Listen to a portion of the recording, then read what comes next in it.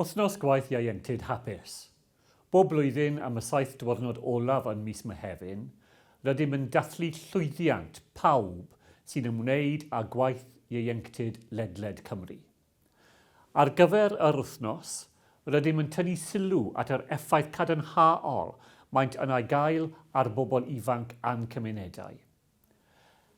Gwaethaf y heriau rydym yn ei wynebu, mae'r sector yn parhau i ddatblygu, gan addasu i'r ymgylchedd sy'n newid gyda amrywiad.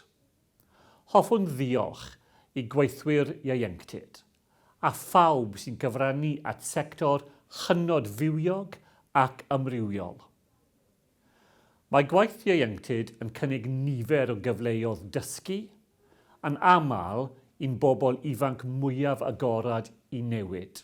Ond mae hefyd yn mynd ymhell y tu hwnt i hynny.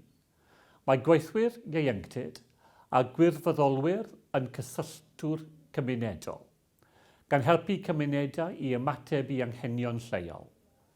Maent yn chwarae ran sylweddol yn y ffordd y mae bobl ifanc yn delio â'r proses o tyfu i fyny, gan helpu i'w galluogi i fod yn fersiwn orau o hunan.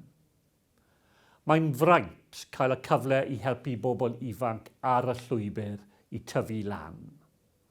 Mae gwaith ieuenctid yn cael gymaint o effaith ar fywydau, a byddwn yn annog unrhyw i ymuno â sefydliad ieuenctid lleol.